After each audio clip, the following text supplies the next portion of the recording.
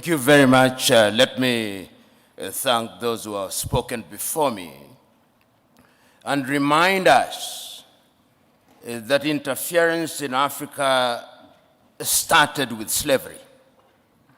When slavery had lost its value, it graduated into colonization. And that is the context in which Berlin must be seen. When the European powers sat in Berlin and divided the continent of Africa into spheres of influence. When colonization had lost its luster through a combination of certain realities and agitation from the continent, we regained our independence. But as John Henry Clark, that great African-American, said, we regained independence by mimicking European governance systems. And he rightly says, no African country will ever succeed on the basis of those systems. After that, the neo-colonial project was instituted. And all of us will remember Kwame Nkrumah's book, Neo-Colonialism, the Last Stage of Imperialism. And he there says the most dangerous. We are now in a neo-colonial stage when the European powers are at their most diabolical, when the Americans are at their most diabolical. And it's not lost on me that they'll be meeting in Hiroshima next week as the G7. And how do they interfere? They interfere militarily. They ensure that you in the military are trained in Sandhurst, are trained in West Point, so they affect your mind. They interfere diplomatically, sometimes through gunboat diplomacy. And that is why you see sometimes your typical European ambassador treats our heads of states in a condescending manner. They interfere through institutions such as the IMF and the World Bank. They interfere by ensuring that our economic infrastructure is beholden to theirs through dollarization. They interfere through education. They interfere by influencing our processes, by lending us advisors who tell us what to do. The neo-colonial project is alive and well, and it is at its most dangerous, and we Africans must smell the coffee. If we don't, they are going to continue to interfere. How else do they interfere? Through NGOs, Danida, CEDA, UK Aid, US Aid. These are Trojan horses that are introduced into our countries for the purpose of influencing our processes. And they infiltrate our institutions. Right now, if you look at the African Development Bank, look at the shareholding. It's Americans, it's Germans, it's Japanese, it's the French. And the Europeans have done their bit. They also interfere through post-colonial institutions, the Commonwealth of independent nations. They are not sovereign states, former French-speaking nations. These are the instruments that they interfere through. And how do we then deal with this situation?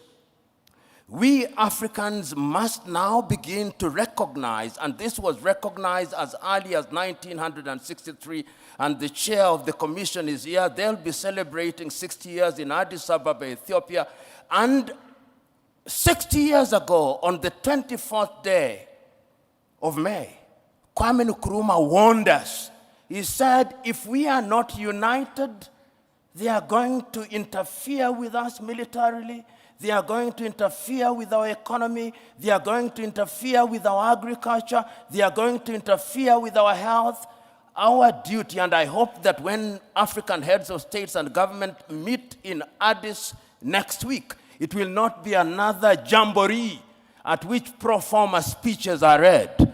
I hope it will be an occasion to give meaning to Africa Agenda 2063 I hope it will be an occasion to give meaning to Africa Continental Free Trade Area. I hope it will be an occasion to revitalize the Malabo Declaration, the Maputo Declaration, the Yamoussoukro Declaration. In other words, we Africans, as I conclude, we Africans must stop operating in silos. Rwanda alone will not confront them.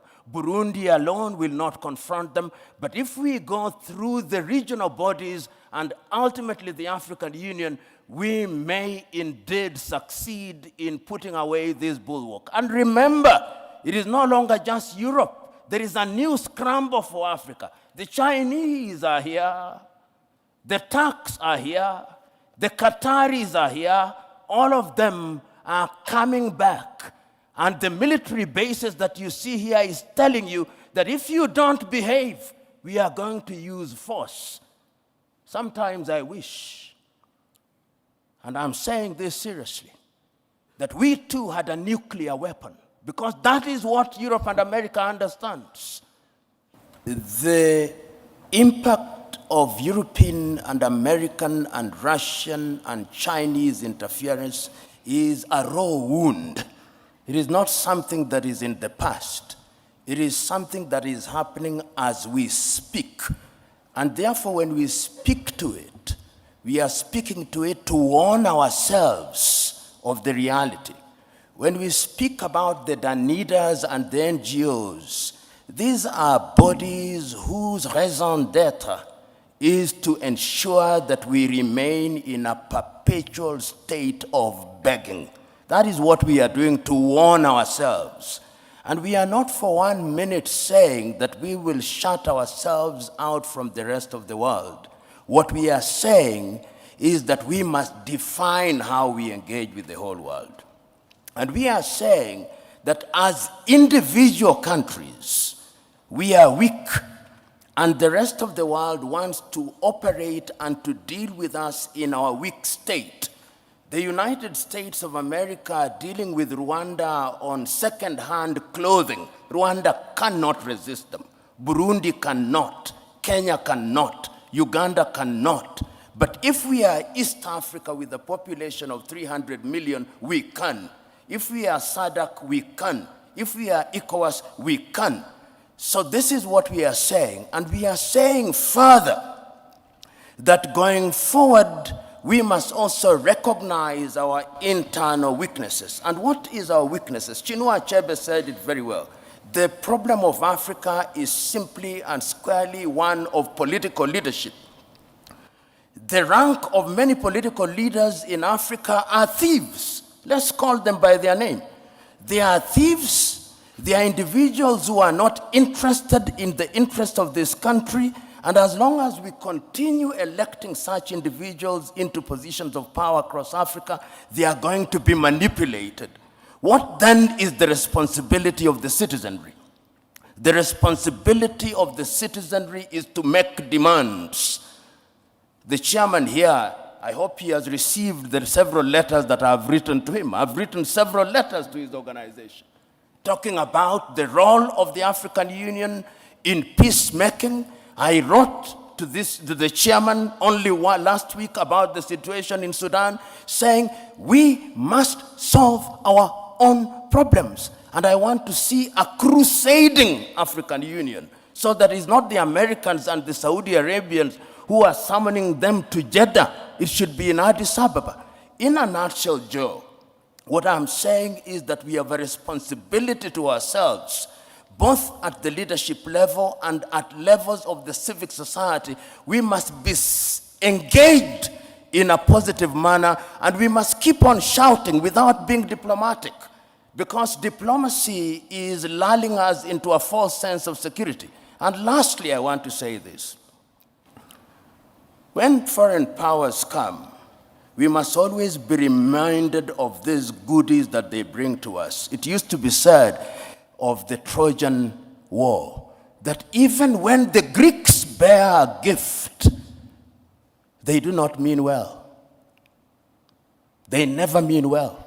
And the sooner we say it, recognizing the external threat, recognizing the domestic weaknesses, the safer we are. Right now, as I conclude, there is a group of experts going around East Africa collecting views about the constitution of East Africa.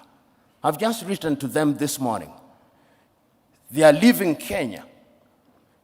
If you ask 10 Kenyans, possibly only one knows they are in Kenya. Then they will be going to Burundi. If you ask your typical African about Africa Agenda 2063 out of 10, if 2 know about Africa Agenda 2063, you'll be lucky. If you ask them about the Africa Continental Free Trade Area, 10, if 2 know, you'll be lucky. In other words, we are not doing well. And I'm going to be blunt at these functions. If you ask the chair of the African Union, who funds the African Union, possibly 60% of the budget is externally funded.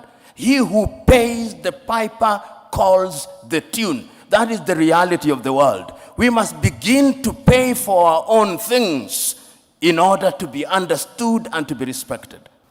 In other words, Africa recognizes the need to define herself and to define her agenda.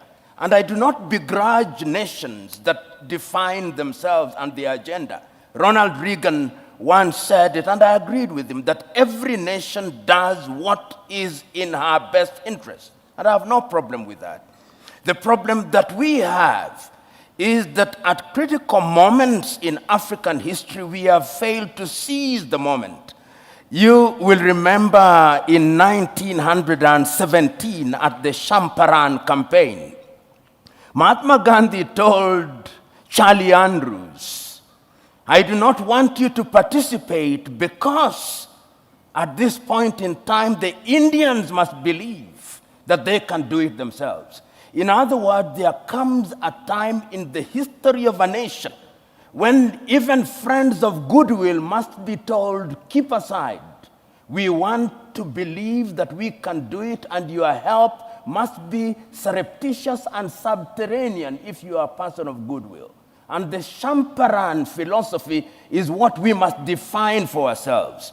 In the year 2005, the former Prime Minister of Britain, Tony Blair, put together 17 individuals in what was then called Our Common Interest, the report on the African Commission. The Prime Minister, he was then the President of the European Union, from which Britain has now left, and he was also the President of the G8 at that time before the exclusion of Russia.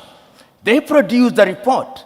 Right now, when I see the Blair Institute moving around Africa, they are implementing exactly what was in that particular report, and I have a copy of it, not for the benefit of Africa, but for the benefit of the Institute. And what they have done is to sugarcoat it and camouflage it for the purpose of hoodwinking Africa and for the purposes of creating an environment which benefits foreign companies to the detriment of the continent of Africa.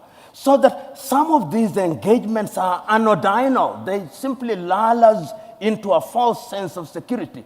Do I blame them? No. That is why I agree that we must decolonize all learning. I don't know who said it this, that if you have that the happiness of the slave is the comfort of the slave owner. And I'm saying that if Africa does not recognize this, then Africa will never recognize and realize our potential. The saying goes that if you behave like grass, goats will eat you. And many times we in the African continent behave like grass, and we are fit for eating. And that is what I'm saying, going forward in a strategic engagement such as this, it is incumbent upon the continent of Africa, and remember I said there is a new scramble, sometimes subtle, sometimes not so subtle. There was 1 month in this continent when the Russian foreign minister was here, the American foreign minister was here, the Chinese foreign minister was here, the French president was here, the Turkish president was here, within a period of 2 weeks. What were they looking for?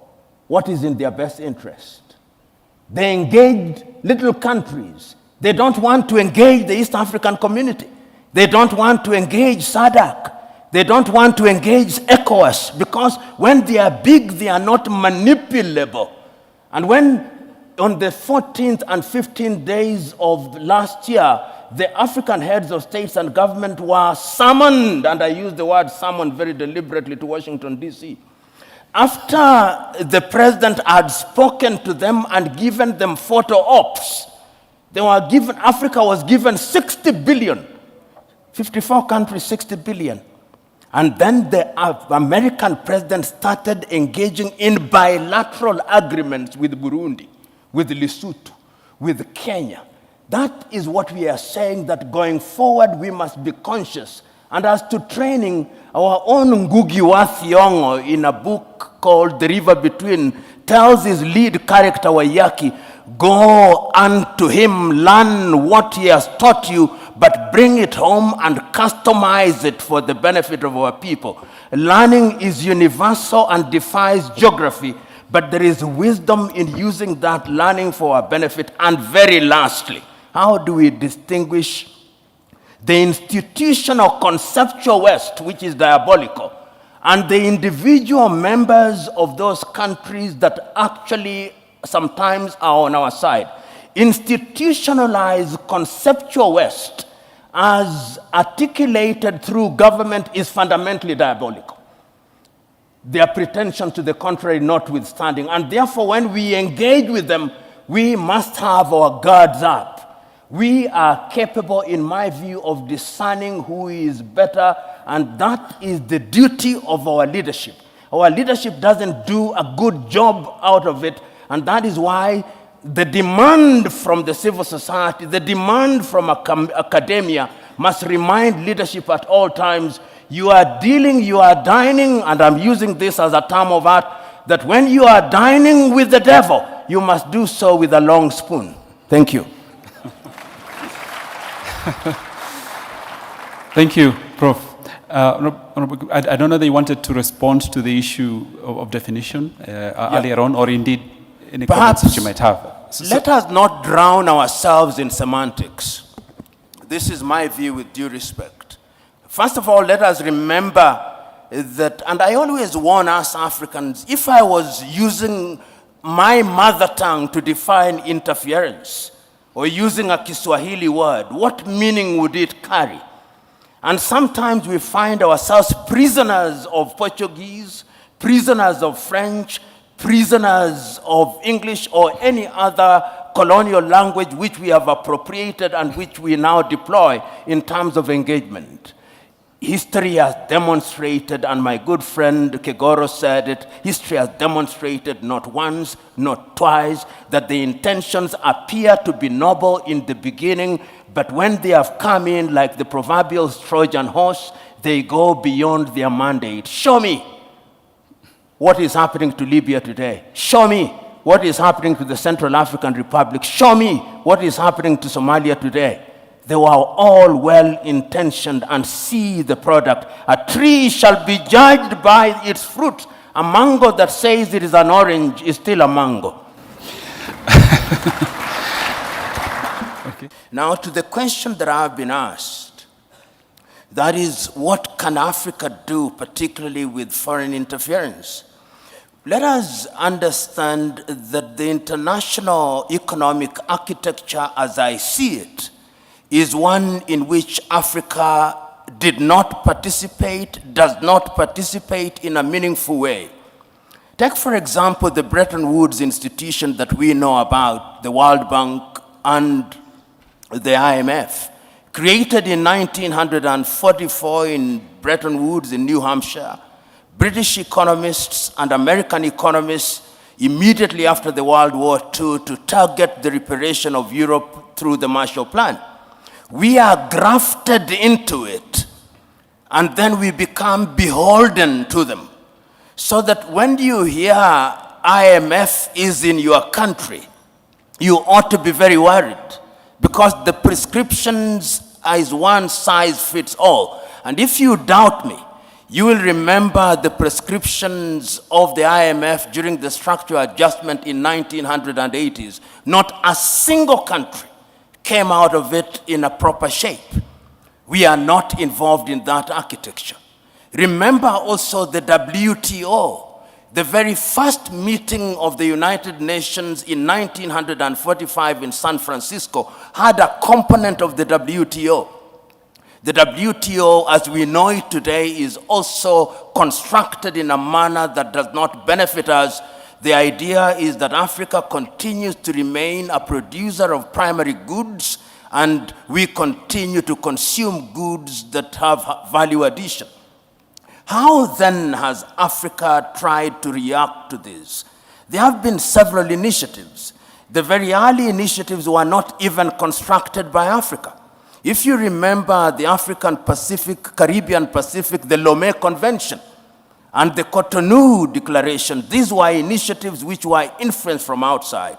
It is after the failure of the Lomé Convention that Africa now said, we want to have our own, hence the Lagos Plan of Action of 1980, because Africa recognized trade within Europe is at almost 60%. Trade within North America is at anything 57%. Trade within Asia is at 50%. Trade within Latin America is at 40%. Trade within Africa, 15%. But the Lagos Plan of Action did not realize the dreams that we set for ourselves. So Africa has always identified the solution to our problems. In fact, and the president of the commission, or the chairman commission, will agree with me, if you listen to Kwame Nkrumah when he spoke on 24th day of May, 1963, he said, the only way in which we are going to ensure that we survive in this hostile world is to have one government. Perhaps some said he was naive, he was too idealistic, but he could see it. He could see that the smaller we are, the weaker we are in all aspects. He said, even one army, even one foreign policy, he said. And people thought he was naive. In 2013, when we came up with Africa Agenda 2063, and I invite you to read the letter written by Nkosazana and Dlamini Zuma, from whom the president took over. She is apologizing to Kwame Nkrumah. She's saying, we wish we listened to you. So what are we doing as Africa in terms of trying to deal with this foreign interference? Having recognized these, first of all, under the REX, the East African Community, you remember there was the Committee of Fast Tracking of the East African Community and East African Confederation. The first president of East Africa ought to have been sworn in 2010. It did not happen. As I'm talking to you, there is now a body that is moving around trying to create a constitution for the East African Confederation, which is a realization that if we want to interfere, if we want to stop foreign interference and we want to engage constructively, we must have a big market, and that market will be the East African market. Hence, Kenya, Uganda, Tanzania, Rwanda, Burundi, South Sudan, and now the Democratic Republic of Congo, and the Somalis are coming in, and I'm told the Ethiopians are also contemplating. And not only in East Africa, in ECOWAS, there was even an attempt to create a currency called the ECO, which was torpedoed, as you know, by the French. And in SADC, these are ways and means of immunizing ourselves against the machinations of not only Europe, but China. China is increasingly coming into the continent. Russia is increasingly coming into the continent. Turkey is increasingly coming into the continent. Qatar is increasingly coming into the continent. The Emiratis are coming into the continent. So we are seeing all these things happening. But beyond the REX, there is also the African Union. If you read Africa Agenda 2063 and the 7 aspirations, they are designed specifically to ensure that we form a bulwark against these foreign interference. And let me correct myself if I was misunderstood. They are small nations. Let's not delude ourselves. The theory of sovereignty of nations is a fiction. Right now, we will have meeting of the G7. Why? Because they are bigger economies and we are not there. Then we will have the G20, which are slightly bigger. Then they are the smaller nations, and they met recently in Brussels. So we must distinguish the fiction of equality of nations and the reality of nations. And when, therefore, we want to negotiate as the continent of Africa, we are saying the bigger we are, the better we are. So efforts are there. And as I conclude, I'm saying, if we look at Agenda 2063 and we look at Africa Continental Free Trade Area to eliminate tariff and non-tariff barriers, to allow for the free movement of persons, then we would be in a better position to engage. And I'll give this example. Look at East Africa. We said that we did not want second-hand clothing. Rwanda accepted. Then Uganda and Tanzania were persuaded by the United States of America, and we dropped out. This is what divide and rule is all about. So these things that we are talking about, they are not going to be realized in your lifetime. These are intergenerational battles. And our duty, as Nyerere said on the 6th day of March 1997, this generation has a duty to carry the torch. And the worst mistake that we can make is to lose hope and to despair. Thank you. Thank you.